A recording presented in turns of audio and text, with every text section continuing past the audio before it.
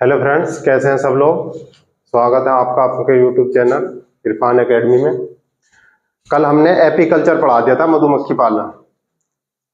अब हम वहीं से ही आगे चालू करते हैं बायोलॉजी में सेरीकल्चर। अब इस सेरीकल्चर काफी इंपॉर्टेंट है, एपीकल्चर भी काफी इंपॉर्टेंट था। सेरीकल्चर इसके अंतर्गत रेशम कीट के पालन का जो अध्ययन करते हैं वो सेरीकल्चर के अंदर करते हैं।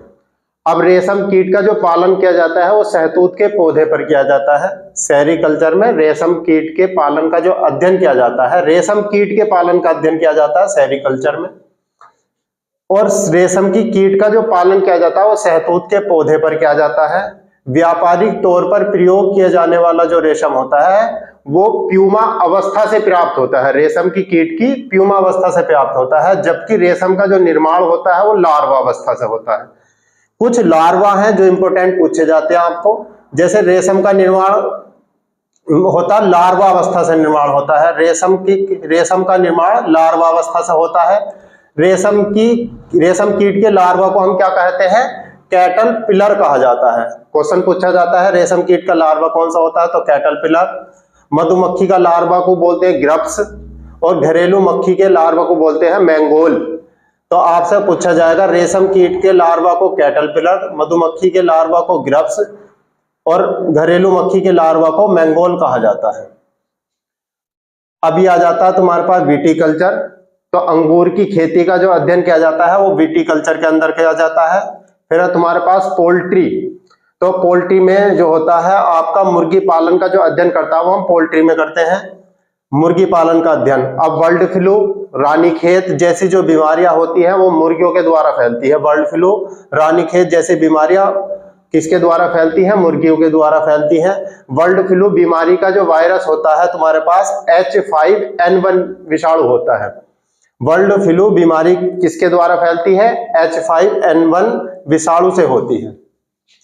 फिर है तुम्हारे पास पिगरी। अब पिगरी, इसके अंतर्गत किसका अध्ययन किया जाता है? सुअर पालन का अध्ययन किया जाता है पिगरी के अंतर्गत। पिगरी के अंतर्गत इसके अंतर्गत सुअर पालन का अध्ययन किया जाता है। और स्वाइन फ्लू H1N1 विषाणु के द्वारा होती है, जो किसके द्वारा फैलता है? सुअर के द्वारा फैलता है, जिसका वाहक कौन होता है? सुअर। इन्फ्लुएंजा SM जो 200 होता है, इन्फ्लुएंजियम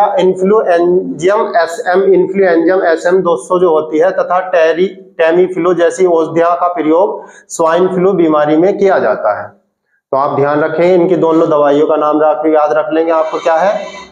इन्फ्लुएंजियम 200 तथा टेमीफ्लू जैसी औषधियों का प्रयोग स्वाइन फ्लू बीमारी में किया जाता है। ऑर्निथोलॉजी, संसार के समस्त पक्षियों का जो अध्ययन किया जाता है वो ऑर्निथोलॉजी में किया जाता है। संसार के समस्त पक्षियों का अध्ययन ऑर्निथोलॉजी में किया जाता है।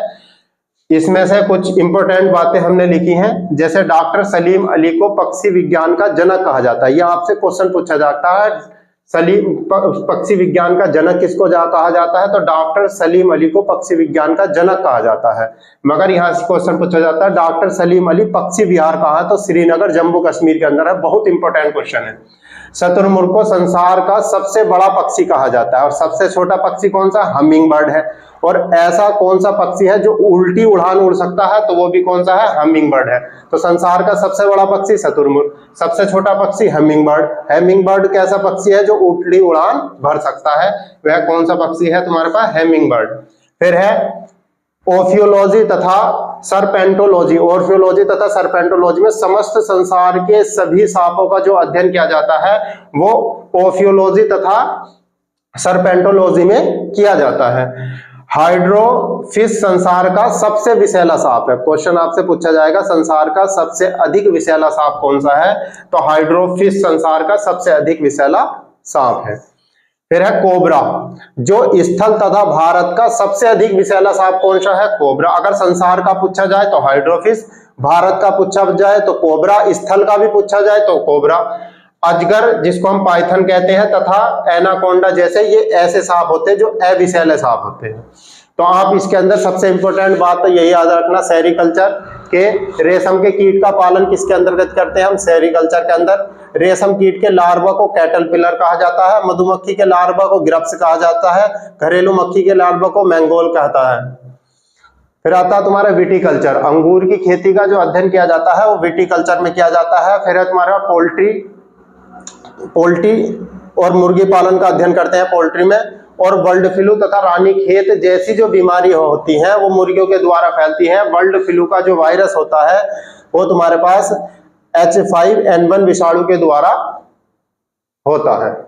फिर है तुम्हारे पास पिगरी, जिसके अंतर्गत हम किसका अध्ययन करते हैं, सुअर का। और स्वाइन फ्लू फैलता है H1N1 के द्वारा, H1N1 विषाणु के द्वारा। और इन्फ्लुएंजियम SM 200 तथा टेमी फ्लू जैसी औषधियों का प्रयोग स्वाइन फ्लू बीमारी में किया जाता है। फिर है ऑर्निथोलॉजी, संसार के समस्त पक्षियों का जो अध्ययन किया जाता है वो ऑर्निथोलॉजी में किया जाता है। डॉक्टर सलीम अली को पक्षी विज्ञान का जनक कहा जाता है। और डॉक्टर सलीम अली पक्षी विहार श्रीनगर जम्मू कश्मीर में है। दोनों बहुत इंपॉर्टेंट क्वेश्चन है, ये पूछा जाता है। डॉक्टर सलीम अली को पक्षी विज्ञान का जनक किसको कहा जाता है, डॉक्टर सलीम अली को। और डॉक्टर सलीम अली पक्षी विहार कहाँ है, श्रीनगर जम्मू कश्मीर में है। फिर आपके पास संसार का सबसे बड़ा पक्षी कौन है, शुतुरमुर्ग। संसार का सबसे छोटा पक्षी कौन सा है, तुम्हारे पास हेमिंग बर्ड। उल्टी उड़ान उड़ने वाला पक्षी भी कौन सा है, हेमिंग बर्ड है।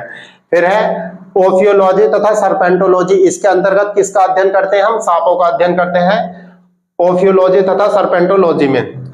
हाइड्रोफिश संसार का सबसे विषैला सांप है स्थल पर, तथा भारत का सबसे विषैला सांप जो है कोबरा है। अजगर जिसको पाइथन कहा जाता है, तथा एनाकोंडा एक अविषैले सांप है।